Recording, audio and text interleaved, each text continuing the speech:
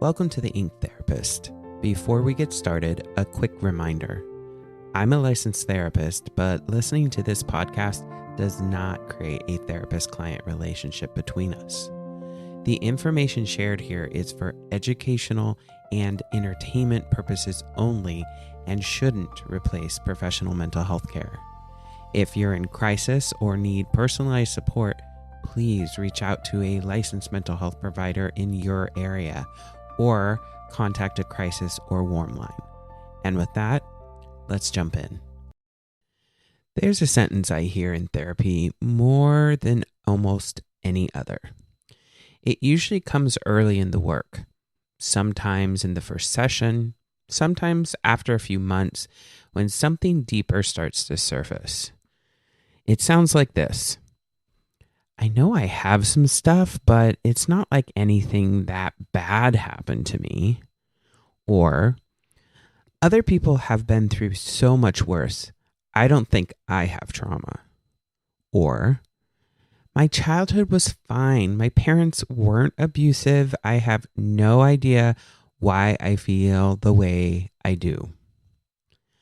I want to spend today's episode with that sentence because the sentence, that specific minimization, is one of the most consistent barriers I see between people and their own healing. And it's based on a misunderstanding of what trauma actually is. I'm Del Knight. I'm a licensed psychotherapist and certified clinical trauma professional level 2 and the founder of Soma Roots Therapy in Oregon and Washington. And this is the Inked Therapist. Today we're talking about trauma, not in the way it usually gets talked about as a discrete, dramatic event that either happened to you or didn't, but in the way the research actually describes it, in the way I see it in clinical work, in the way it actually shows up in bodies and relationships and lives. We're going to talk about the difference between what the field calls single incident trauma and complex or developmental trauma. Why those two things present differently. Why complex trauma in particular is so hard to name even when you're living inside it. And why the question, but is this really trauma, is almost never a question about the facts of what happened. It's almost always a question about whether you're allowed to take your own experience seriously. You are. That's the short answer. You are allowed. The longer answer takes about an hour. Let's go. What trauma actually is, not the event, the impact. Before we can talk about kinds of trauma, we need to be clear about what trauma is. And the most important thing I can tell you is this. Trauma is not the event.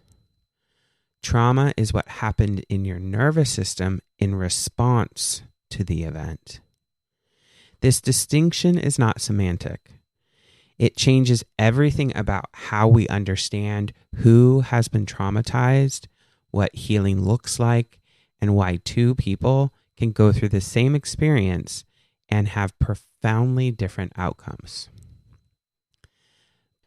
Bessel van de Kolk, whose work has done tremendous work to bring trauma into the mainstream conversation, put it plainly, the body keeps the score. What he means is that traumatic experience is stored not primarily in memory as a story we tell about what happened, but in a physiological pattern, a way the nervous system learned to respond, a posture, a breath pattern, a level of alertness, an activation that doesn't always know it can stop. Peter Levine, the developer of somatic experiencing, talks about trauma as incomplete biological responses. When a threat occurs, the nervous system mobilizes, fight, flight, freeze. In a non-traumatic experience, that mobilization completes. The threat passes. the body discharges the activation and returns to baseline. In a traumatic experience, something interrupts that completion.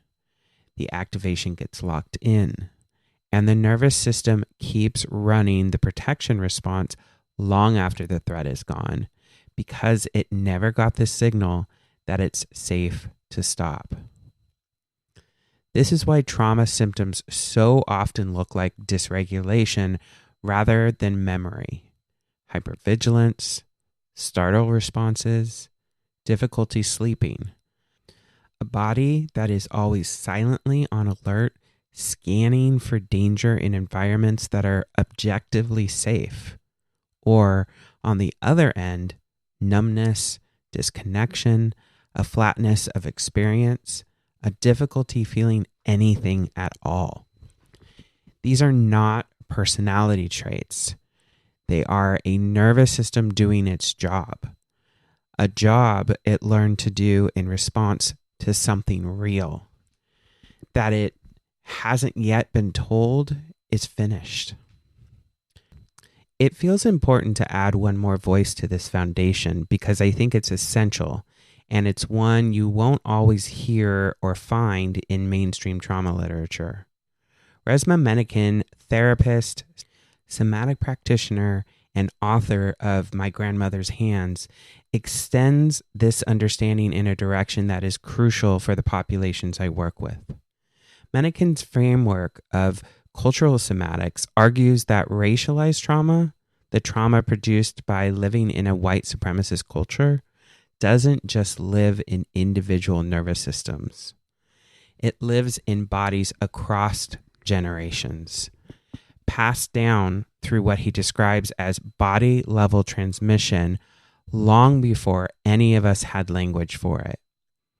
His work asks us to understand that the dysregulation Kolk and Levine describe is not only produced by discrete events or even chronic interpersonal stress, it is also produced by centuries of systemic harm encoded in the flesh. That's not metaphor. That's epigenetics. That's the nervous system as a historical archive. Now, given that definition, trauma as a nervous system response rather than as an event, here's the question that follows. What kinds of events produce that response? And the honest answer is many more kinds of events than the cultural shorthand of trauma implies.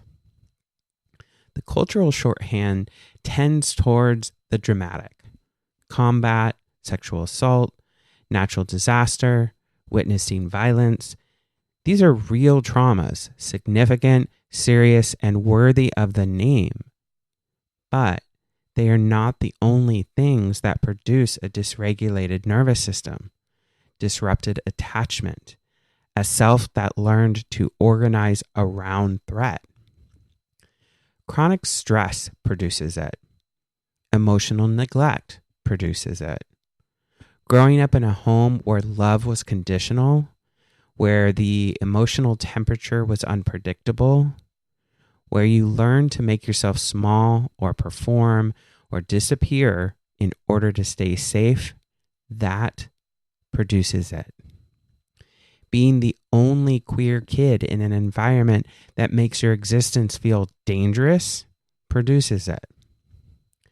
Having a body that the medical system pathologized and dismissed year after year produces it. Being a black or brown child in systems designed for white bodies and white experiences produces it. None of these are dramatic in the way combat is dramatic. Some of them are so normalized that people who live through them don't have the language for what happened.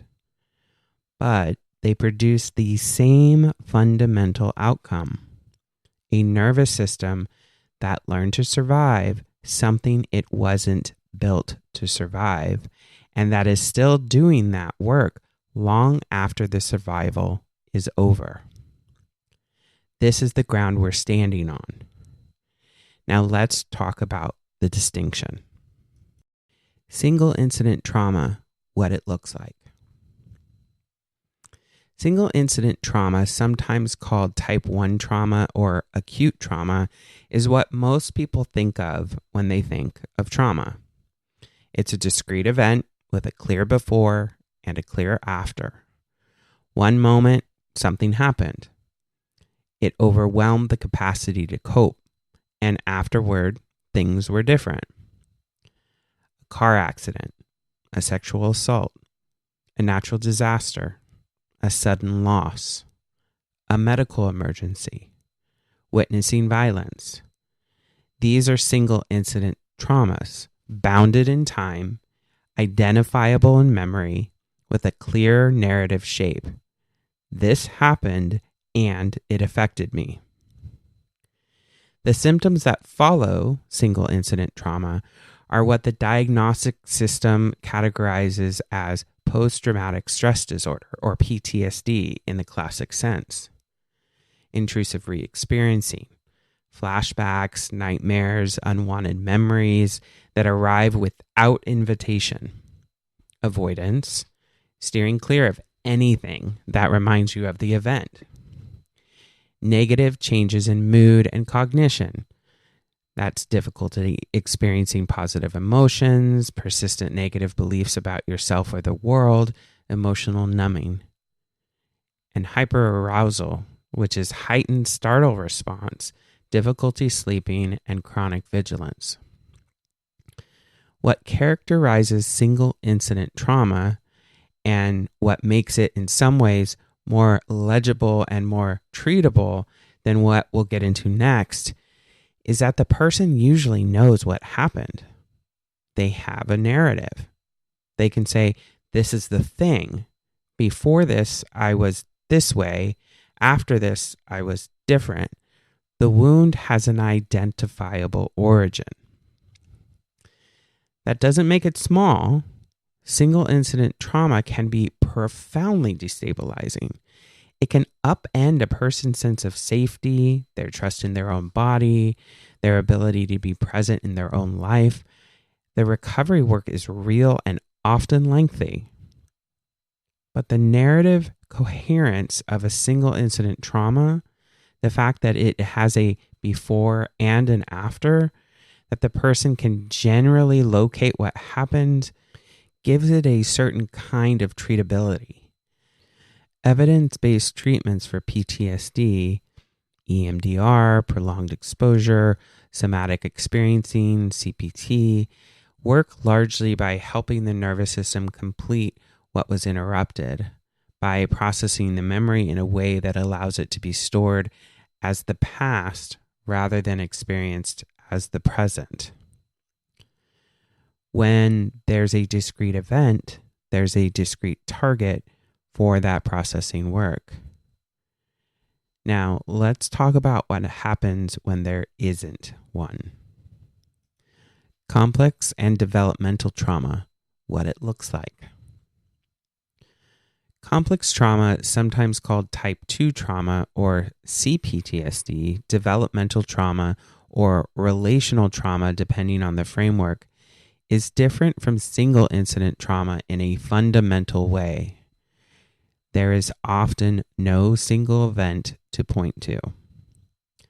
Complex trauma is what develops in response to prolonged, repeated, or chronic experiences of threat, overwhelm, or disrupted attachment, particularly in childhood and particularly in relational context.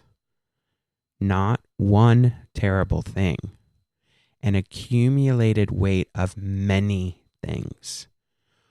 Or sometimes not terrible things at all in the way the word terrible is usually used, but the consistent absence of something that should have been there. Judith Herman, whose book Trauma and Recovery remains one of the foundational texts in this field, was one of the first clinicians to formally describe the distinction. She recognized that the symptoms of people who have experienced prolonged relational trauma domestic violence survivors, survivors of childhood abuse and neglect, prisoners of war, didn't map cleanly onto the PTSD diagnosis designed around single incident trauma. Their presentations were more complex: disrupted self-concept, chronic shame, difficulty with emotional regulation, patterns of relating that seem to recreate the original trauma, a pervasive sense of fundamentally different or damaged.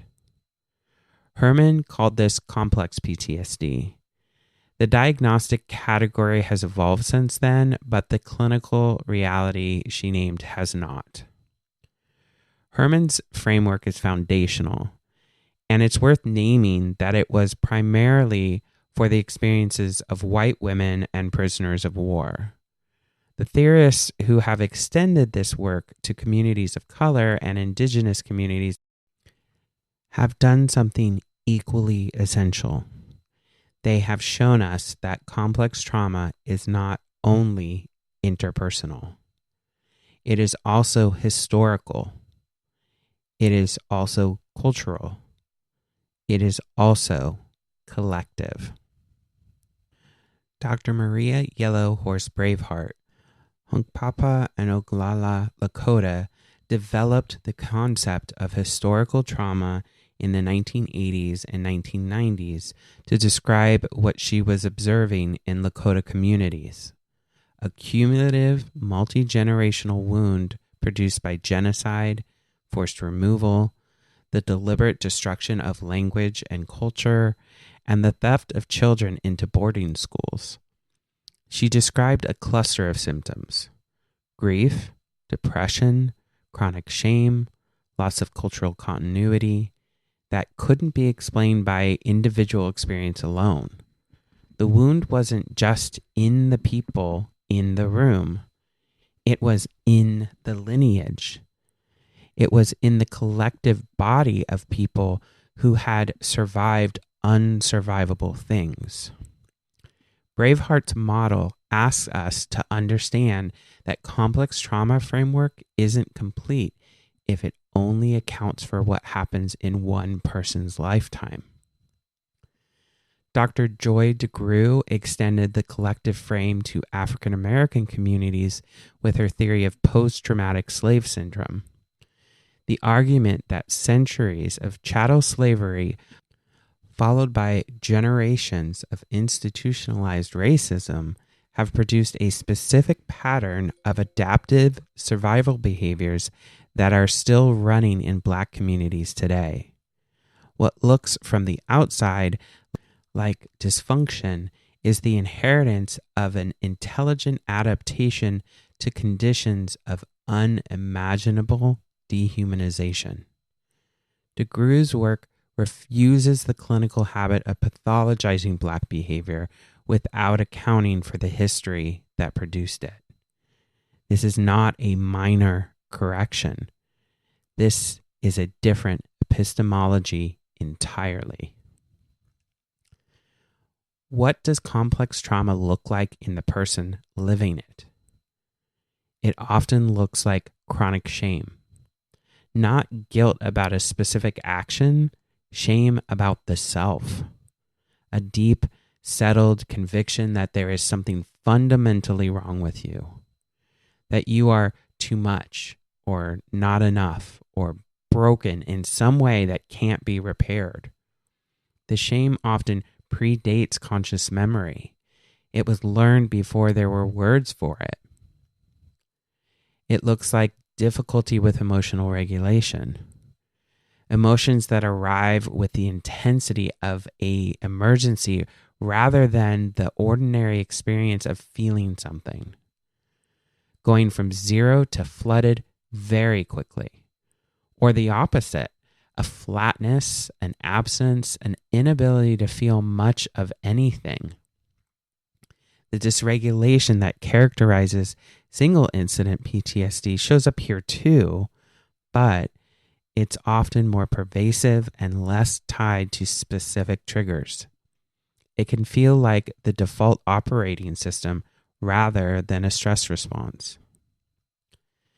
It looks like chronic vigilance about relationships, an exquisite sensitivity to shifts in other people's moods and affect, the ability to read the room with precision, not because you're particularly intuitive, but because you have to be. Because in the environment where you developed, missing a cue had consequences. That vigilance was adaptive. It helped you to survive. And now it runs constantly, even when you're with people who aren't dangerous, even when the room is safe.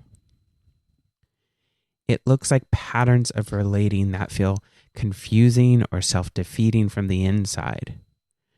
Difficulty trusting people who are consistently kind because consistency was never safe before. Being drawn to dynamics that feel familiar even when familiar means difficult. Pushing people away when they get close. Not because you don't want closeness, but because closeness was the site of harm. It looks like a fragmented and unstable sense of self. Not knowing who you are outside of how you are needed, or how you're perceived, or what role you're playing. Having different versions of yourself for different contexts and not being sure which one is real. A history of trying on identities without any of them quite fitting.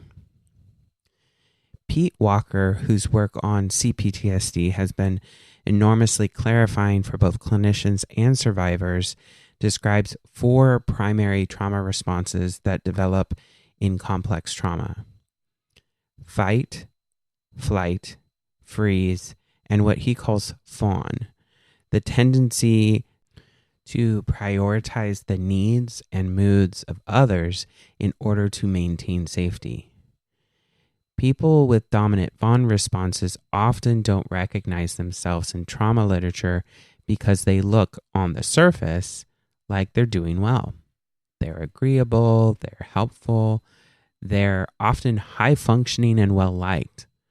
The cost of that functioning, however, is usually borne internally, in the chronic exhaustion of attending to everyone else's experience while having no reliable access to their own. I want to bring in another voice here that I think belongs alongside Walker's. Prentis Hemphill, writer, therapist, somatic facilitator, and the founder of the Embodiment Institute. They offer a framework that extends the fawn response into a political and relational analysis. Hemphill's work asks, what does it mean to heal in a body that the world has given constant evidence is not safe? Their framing of embodiment as a healing justice practice, not just a clinical one, is a necessary corrective to trauma frameworks that focus exclusively on the individual nervous system without accounting for the ongoing context that nervous system is still living in.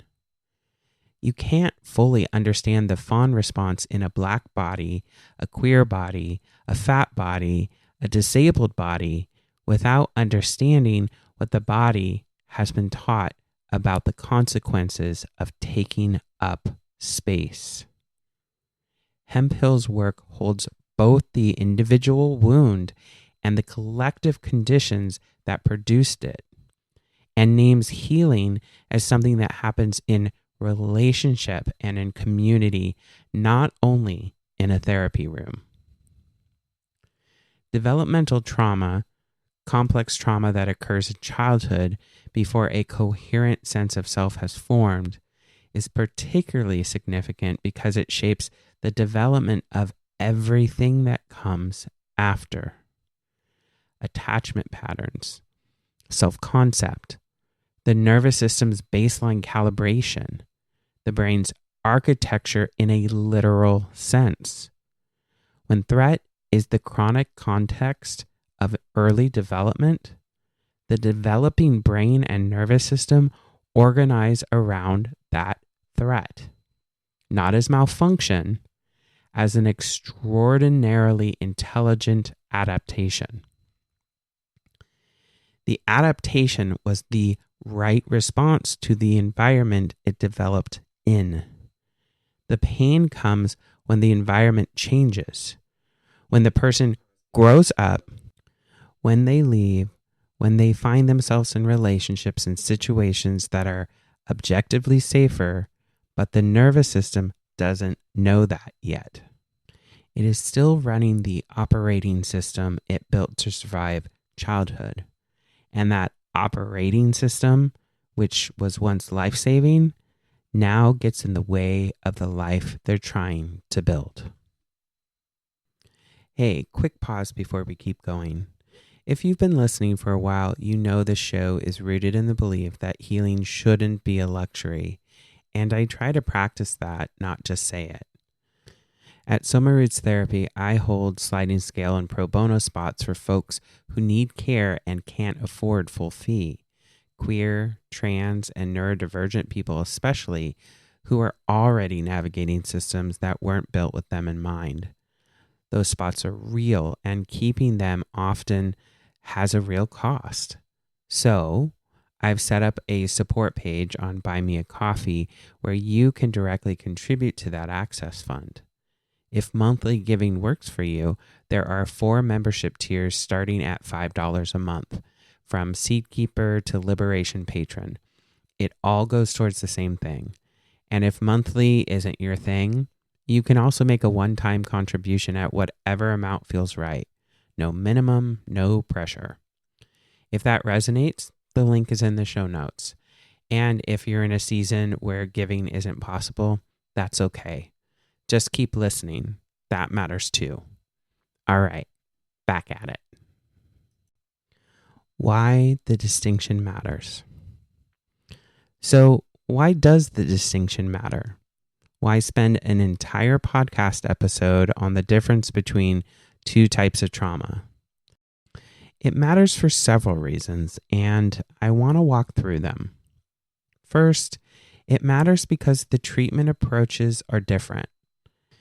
Evidence-based treatments for single PTSD, again, EMDR, prolonged exposure, cognitive processing therapy, somatic therapy, work primarily by targeting the specific traumatic memory.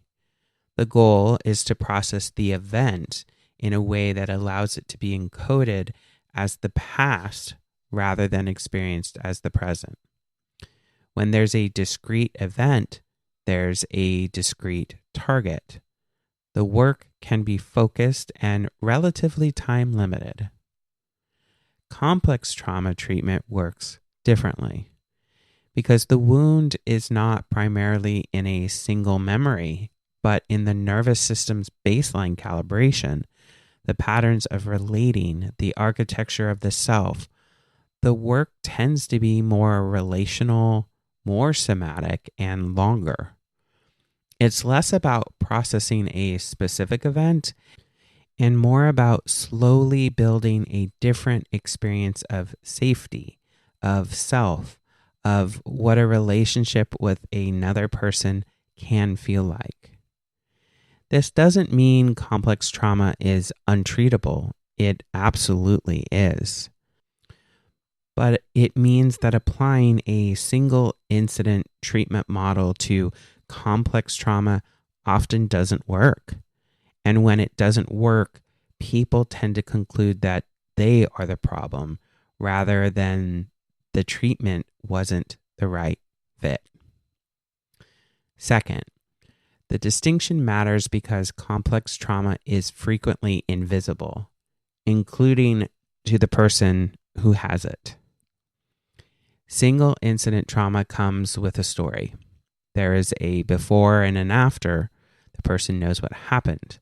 They can locate the wound. Complex trauma often doesn't have that narrative clarity. When the wound is the chronic texture of your early environment, the emotional unpredictability of a parent, the conditional nature of love, the relentless low-level message that you were too much or not enough, there may be no single event to point to. The wound is in the water you swim in, not in any particular splash. This invisibility has clinical consequences. People with complex trauma histories often come to therapy presenting with depression, anxiety, relationship difficulties, chronic pain, eating concerns, substance use, symptoms that are downstream of the trauma, but they don't look like trauma on the surface. If the clinician doesn't ask the right questions, if they treat the symptoms without following them to the root, the work can go on for a very long time without touching what is actually going on. And it has personal consequences. People who can't point to a specific trauma often don't give themselves permission to call their experience trauma. They minimize. They compare their histories to others they perceive as having, quote, real trauma, and conclude that theirs doesn't count. They carry profound symptoms without a coherent explanation for where those symptoms came from. This is one of the most painful clinical presentations I see, not because the suffering is greater than other presentations, but because it comes wrapped in self-doubt. The person is suffering and simultaneously convinced that their suffering isn't valid.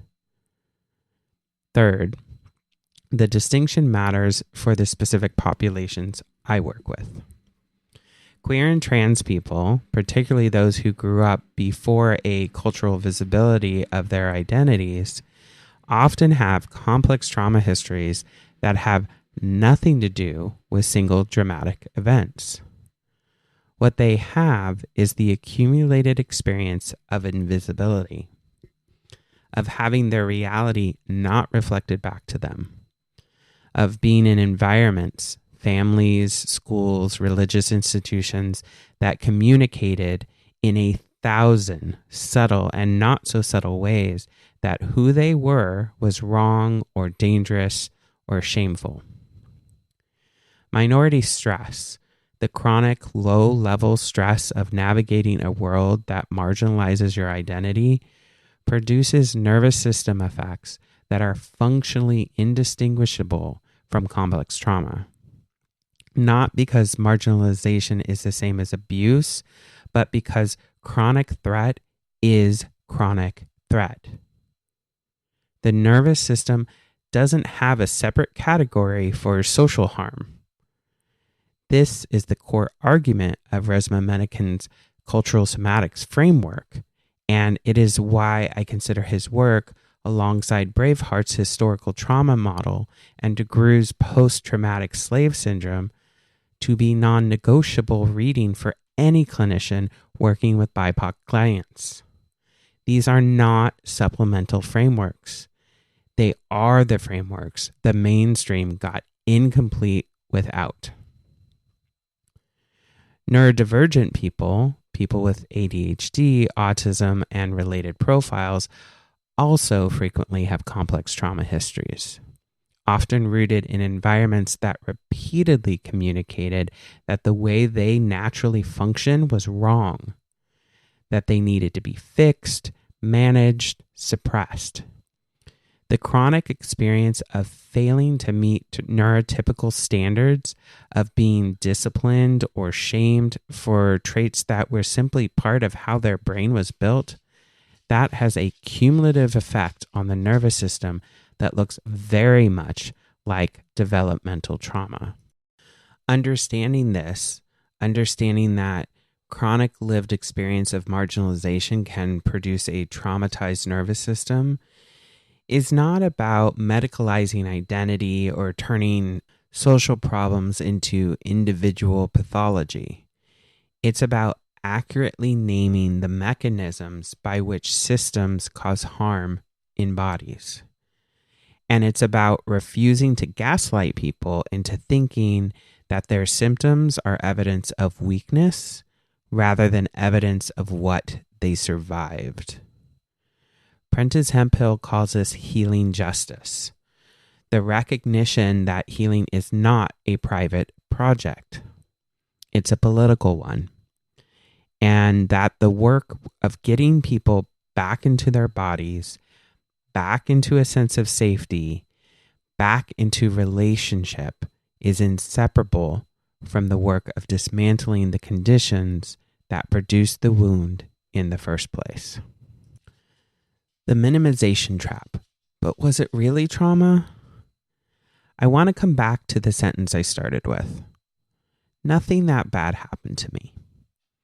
If you're still holding that sentence, if you've been listening to the last hour and some part of you is recognizing your own experience in what I've described, and another part of you is still saying, yes, but that's not really me. That's not really trauma. I want you to stay here for a minute. Because that doubt is not random. It has a source. And the source is almost never the facts of your history. Comparative suffering is the practice of measuring your pain against someone else's and concluding that yours doesn't count unless it wins. It's the mental habit of reaching for the person who has it worse, and there is always someone who had it worse. And using that comparison to disqualify your own experience from that category of things worth taking seriously. Comparative suffering feels like humility, like perspective, like gratitude. It is actually a form of self-abandonment dressed up as virtue. Your pain is not diminished by the existence of greater pain. Your nervous system's response to your specific history is valid regardless of what someone else's nervous system did in a different history. Trauma is not a competition with a limited number of slots. I'm going to say that again. Trauma is not a competition with a limited number of slots. The fact that someone else suffered more than you does not mean you didn't suffer. There's also a specific version of minimization that comes up a lot in the context of emotional neglect and relational trauma. And I want to name it because I see it consistently. People who grew up with emotional neglect, who had parents who were physically present but emotionally unavailable, who provided safety and material needs but not attunement, not repair after conflict, not the felt sense of being seen and known and delighted in. These people very often don't have language for what was missing, because what was missing was not an event. It was a presence that never arrived. How do you grieve a thing that never happened? How do you name as harmful the absence of something rather than the presence of something? It is harder. It is harder to claim. It's often takes longer to surface in therapy. And it produces, in my clinical experience, some of the most profound and pervasive suffering precisely because it's invisible. Because the person spent their entire childhood concluding that there was something wrong with them rather than something missing from their environment. Here's the question I want to offer instead of, was it really trauma? The question is, what did your nervous system learn in order to survive? What did it learn about safety? And whether it was okay to have needs? About what happens when you take up space or show emotion or ask for help? About whether you can trust the people who were supposed to protect you. What adaptations did you make? The hypervigilance, the people-pleasing, the emotional shutting down, the overachieving, the disappearing, and what were those adaptations a response to? Those adaptations are the evidence. You don't have to have a story that sounds like trauma. You need only look at what your nervous system learned to do and ask what it must have been responding to. Your body has been keeping score. It has been keeping an honest, accurate, somatic record of what it lived through. That record is trustworthy, even when the narrative isn't there yet. Even when the minimizing voice keeps telling you that you don't have enough to bring. You have enough. You have always had enough. Okay, here's what I want you to take from today. Trauma is not what happened to you. Trauma is what happened in your nervous system in response to what happened to you. That distinction matters because it means the threshold for trauma is not, was what happened to me bad enough? The threshold is, was your nervous system overwhelmed? Did it learn something about safety, about threat, about your own worth that it is still carrying?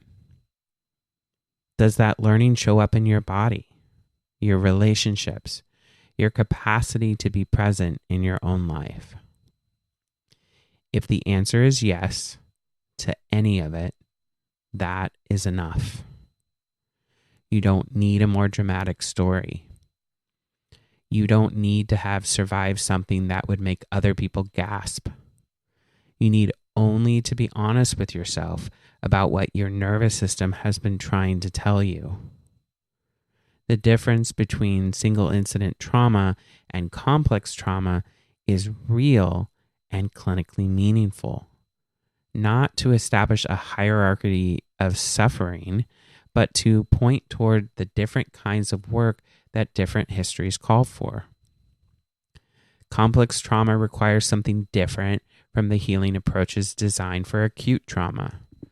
It requires more time, more relational depth, more attention to the patterns that developed before there were words for them. That work is possible. People heal from complex trauma, not by forgetting and not by becoming someone different, but by building a different relationship with the nervous system that survived, by giving it finally the experience of safety it was always working to find. Next week, we're going to stay in this arc. We've spent today talking about what trauma is and what it looks like. Next episode is about what the clinical response to trauma should look like, specifically what trauma-informed care actually means, why the phrase has been diluted and co-opted, and what you are genuinely allowed to expect from a therapist who claims to offer it. That one will have some edge to it. I have opinions. I'm Del Knight. This is the Ink Therapist. Slow down, feel it, root deeper. See you next week.